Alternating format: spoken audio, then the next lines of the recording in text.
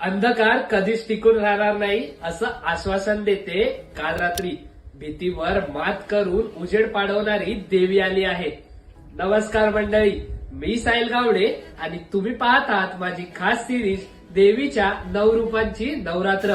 ज्या सिरीज मध्ये आपण देवीच्या प्रत्येक रूपामागचं महत्व समजून घेत आहोत.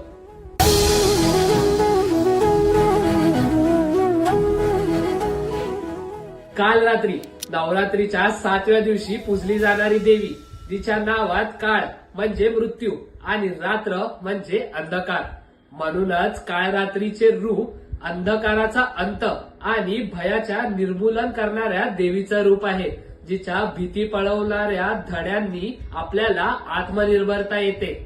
काल रात्री काळ्या अंगावर घालून सिंहासारख्या असलेल्या गाढवावर बसलेली आहे. तिच्या 2 हातात मुद्रत व इतर 2 हातात अस्त्रशस्त्र आहेत.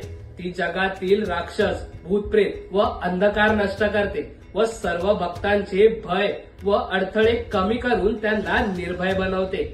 लोकांचा विश्वास आहे की काळ रात्रीच्या चरणाजवळ उभं राहून शत्रुबुद्धीचा विनाश होतो.